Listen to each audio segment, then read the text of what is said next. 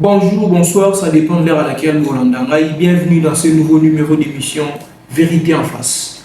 Dans cette émission, vous découvrez l'actualité en détail. Dans cette émission, vous découvrez ce qui se passe en République démocratique du Congo et ailleurs, ainsi qu'au fin fond du monde. Alors, c'est samedi 29 août 2025 à Kinshasa, l'Union sacrée de la Nation organise le deuxième congrès de sa plateforme depuis sa création. Au cœur de cette activité de haute portée, il sera question d'adopter la nouvelle charte de la plateforme, l'examen du nouveau règlement intérieur récemment révisé et en dernier lieu interviendra la réorganisation interne de la plateforme. Nous signalons la présence sur place du gouverneur de gouverneurs, l'honorable docteur Philippe Akamito Nandolo.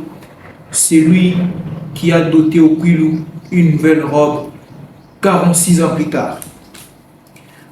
Dans la même logique, nous allons vous lire quelques annonces. La province du Kwilu vient d'obtenir le financement pour la construction de 12 km de routes en béton armé. Dans la même perspective, le cabinet d'avocats Maître Moussa Malela Docité et Associés recrute un assistant. Nous allons vous lire les détails du poste. Poste assistant de cabinet et secrétaire administratif, lieu Bandundu-Ville, province du Kwilu, disponibilité immédiate. Mission principale, assurer la saisie, la mise en forme, la correction des documents administratifs et judiciaires. Gérer les classements et l'archivage des dossiers, aussi bien physiques que numériques. Organiser et assurer la gestion des courriers, entre parenthèses, réception, enregistrement, distribution et suivi. Tenir à jour le registre courrier, audience, réunion et rendez-vous. Contribuer au fonctionnement quotidien du cabinet, travailler à l'ordre et la propriété du cadre de travail. Apporter un appui administratif ponctuel selon le besoin du cabinet. Profil recherché, diplômé d'état minimum avec une formation en secrétariat, bureautique ou administration. Maîtrise des outils informatiques et dactylographiques, maîtrise de la langue française, organisé, discret, ponctuel et sans s'élever de responsabilités. Capable de travailler et de s'adapter, et de gérer plusieurs tâches simultanément. C'est le profil recherché, dossier à soumettre. Lettre de motivation adressée au responsable de recrutement du cabinet, un CV, curriculum vitae, une copie du dernier diplôme obtenu ou son équivalent, ainsi que la référence professionnelle ou académique. Lieu du poste des candidatures. Les candidatures sont à déposer au bureau du secrétaire général adjoint du gouvernement provincial du Kwilu. Date limite de dépôt des candidatures, le 30 septembre 2025. Notez bien, les candidatures féminines sont vivement encouragées. Fait à Bandundu le 29 août 2025 pour le cabinet Maître Moussa Malela Docité et Associés. Donc, le cabinet Maître Moussa Malela Docité et Associés recherche une personne capable de travailler en tant qu'assistant, secrétaire du cabinet et aide administratif. Vous avez les détails. Pour plus d'informations, contactez le plus 243 082 16 69 356. Alors, d'entrée de jeu, au sein de la province du Kwilu, il y a une vive inquiétude, il y a un vent qui ravive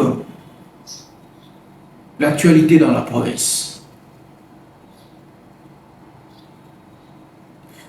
Au cœur de cette inquiétude,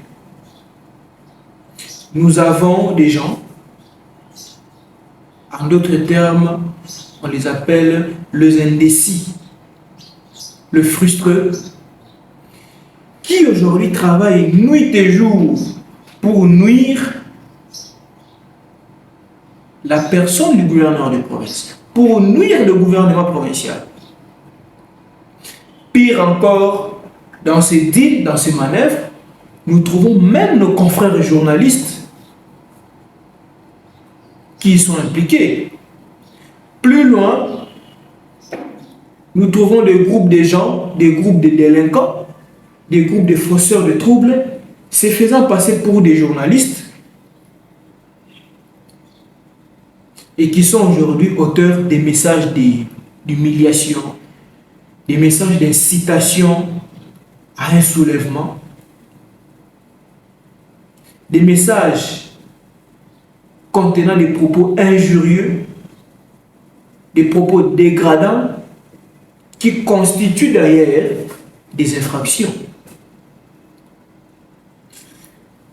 J'étais en train de lire dans des forums WhatsApp, je tombe sur un prétendu article ou une prétendue tribune où des prétendus journalistes n'ayant aucune connaissance suffisante en la matière, n'ayant aucun sens de professionnalisme,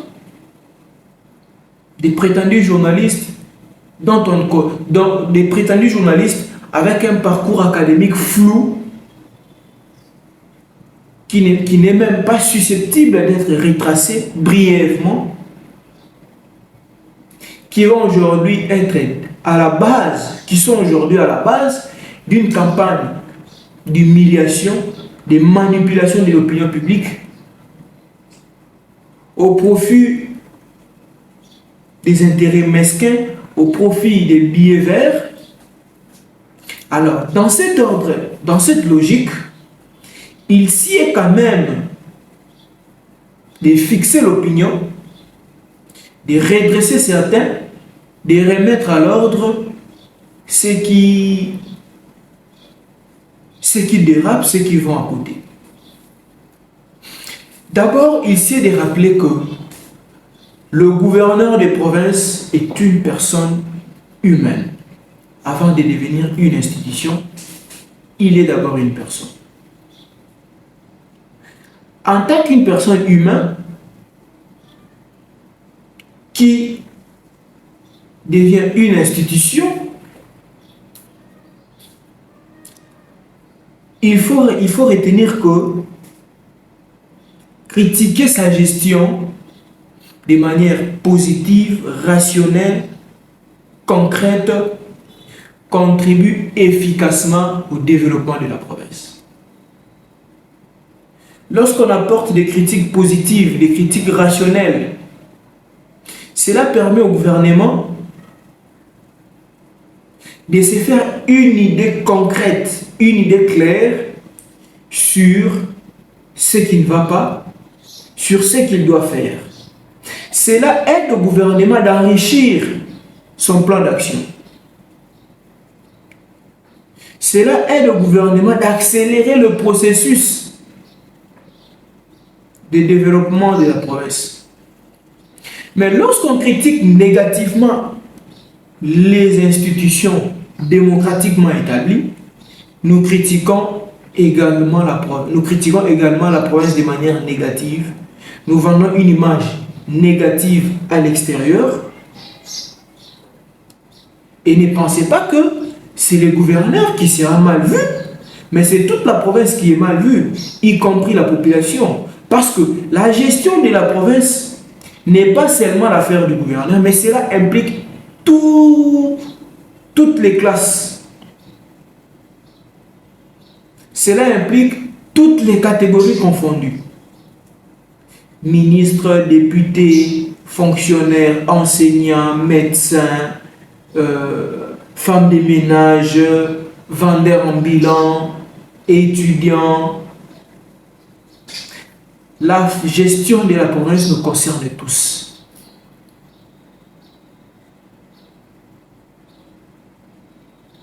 Eh bien, parce que la gestion de la province nous concerne tous, il faut savoir que lorsque nous portons des critiques négatives, lorsque nous écrivons négativement, avec comme idée que nous opposons au pouvoir en place, il faut savoir qu'on ne s'oppose pas au pouvoir, mais on s'oppose à sa province. Le gouverneur partira et un autre viendra.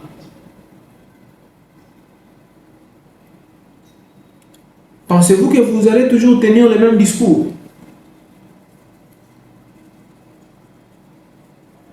j'étais en face de quelqu'un, j'étais en train de lire, quelqu'un écrit, il écrit, parmi les griefs répétés dans ses écrits, il reproche à l'actuel gouverneur de province de l'incompétence notoire. Dans mes archives, je détiens toutes les différentes motions initiées par les différents gouverneurs des provinces passées dans les Kwilu.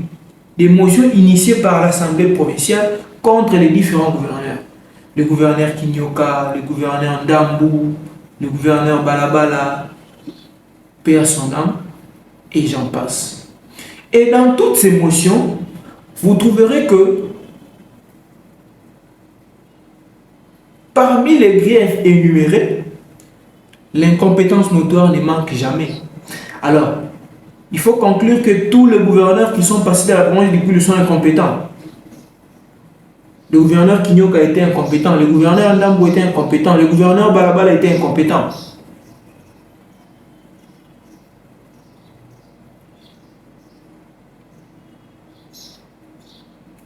La province, on ne la combat pas. La province, on l'aide à avancer, à se développer. Comment est-il possible que nous envions les lois là-bas et nous combattons notre propre province et espérer au développement, espérer au changement, au décollage, espérer à ce que nous allions de l'avant? Comment réfléchir dans ce sens-là? Comment? On envie le voisin et on détruit chez lui. C'est inconcevable. Lorsqu'on envie les voisins, il faut copier les bons exemples et venir le mettre en place chez lui, chez soi. Mais lorsqu'on ne copie pas les bons exemples, on ne fait qu'envier. Alors, n'espérez pas à quelque chose de bon, n'espérez pas au développement.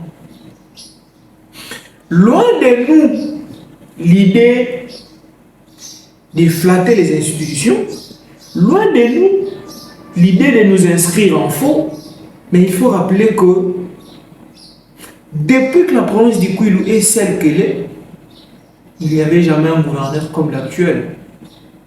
Je parle du gouverneur de gouverneurs, l'honorable docteur Philippe Akamito Nandolo.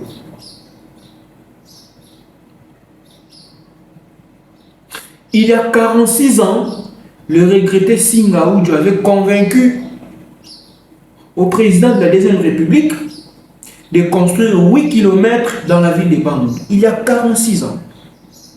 Et depuis là, jusqu'à ce jour, aucun gouverneur n'avait construit ne serait-ce que 1 km de route, ni avec les fonds du gouvernement central, moins encore avec les fonds du gouvernement provincial. Aucun gouverneur ne l'avait fait. Aucun gouverneur n'avait su, aucun gouverneur n'était en mesure de convaincre le chef de l'État pour construire ne serait-ce que 1 km de route dans la ville de Bandundu.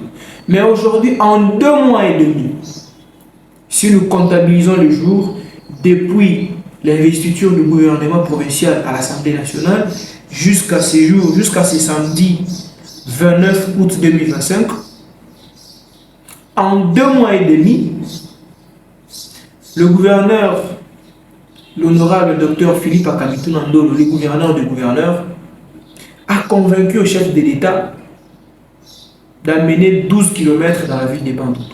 C'est un exploit. C'est tellement mastodonte, c'est tellement fantasmagorique. Et ce sont des efforts qu'il faut saluer, qu'il faut louer, qu'il faut accompagner. Parce qu'aujourd'hui, je ne vois pas quelqu'un s'opposer à cette initiative. Aujourd'hui, je ne trouve pas quelqu'un qui peut dire que nous, la population du Kwilu, la population de Bandundu, nous sommes contre cette initiative, nous ne voulons pas ces 12 km ici dans la ville de Bandundu.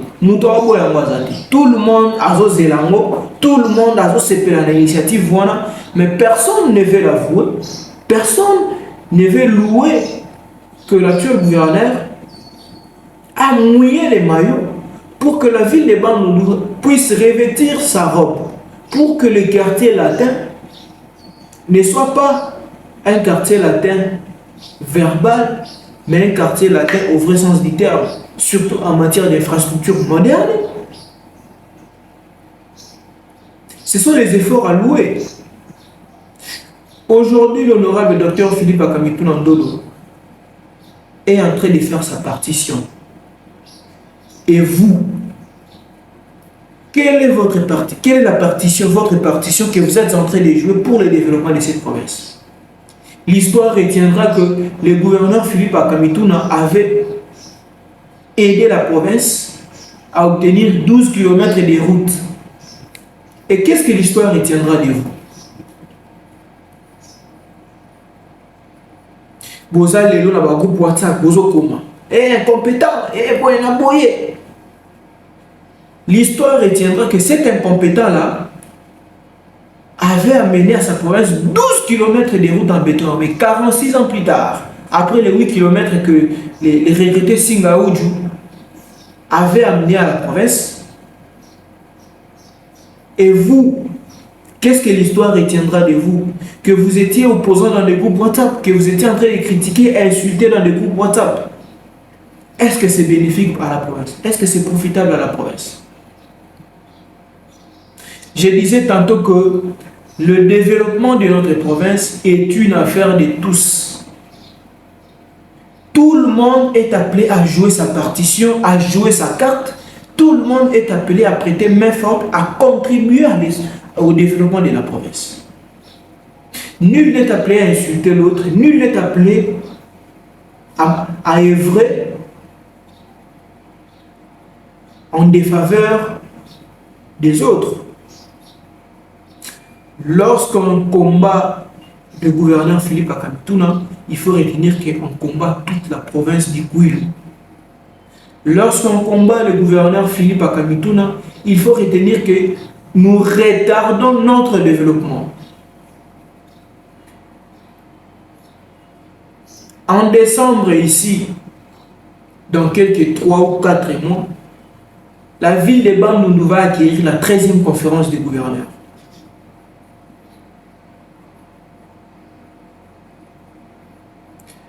Pensons ne serait-ce qu'à une seule seconde ce que cette activité va nous apporter.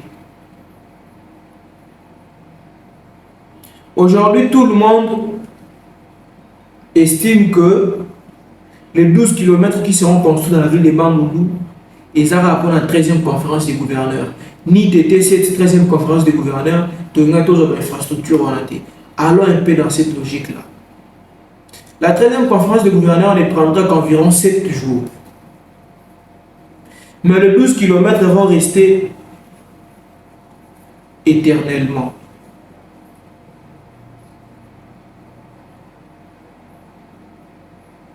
La prochaine édition, la 14e conférence des gouverneurs, ne se tiendra pas au Kwilu. Ça ne sera pas organisé à Bandundu. Mais est-ce que les 12 km qui seront construits à Bandundu vont aller aussi ailleurs? Si par exemple la 13e conférence s'organisait dans le Congo central ou dans les Kasaï ou encore dans les Hauts-Katanga, les 12 km qui seront construits à Bandundu vont aussi aller dans le Congo central, dans les Hauts-Katanga ou dans les Kasaï. Essayez un peu d'élever les débats à un niveau qui est profitable à la province.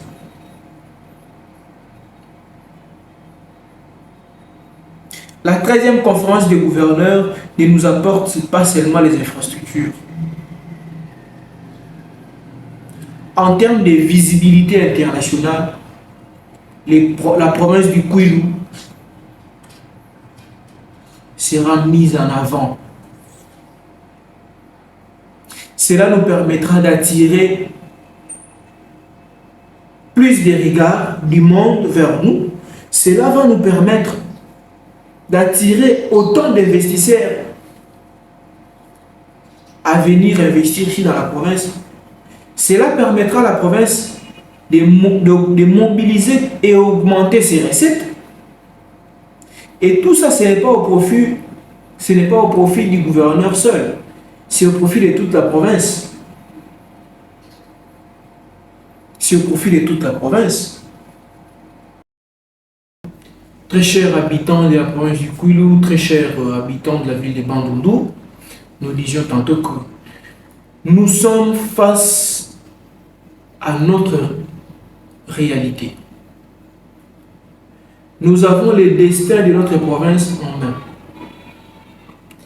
Il est temps de nous éloigner de toutes les critiques négatives, de toutes les critiques qui ne sont pas rationnelles, de toutes les critiques qui ne vont pas aider la province à aller de l'avant. Tenons-nous main dans la main, accompagnons nos institutions démocratiquement établies, accompagnons notre gouverneur des gouverneurs, l'honorable docteur Philippe Akamitou Nandolo, pour qu'après son mandat, son passage soit gravé dans les têtes des Kwilois, qu'ils retiennent que nous avions eu un gouverneur qui nous a laissé 12 km de route, nous avons eu un gouverneur qui a construit chez lui, nous avons eu un gouverneur qui a aidé sa province à aller de l'avant à son niveau, et celui qui viendra après lui va aussi jouer sa partition, et ainsi de suite. C'est à travers cette note que nous allons devoir boucler ces numéros d'émission Vérité en face. Nous vous disons sincèrement merci de nous avoir suivis de partout en République démocratique du Congo, dans la ville de Bandundu et partout ailleurs. Nous vous disons merci et on se revoit à très bientôt avec un nouveau numéro d'émission sans plus tarder. Restez toujours abonnés sur nos plateformes, sur notre compte Twitter, sur notre page Facebook et sur notre chaîne WhatsApp. Top Actu News sur Facebook, Top Actu News sur Twitter et Top Actu News Télévision sur notre chaîne YouTube. Abonnez-vous massivement pour nous donner encore de la force. Abonnez-vous massivement pour que nous ayons encore le courage de vous informer davantage. Je vous dis au revoir.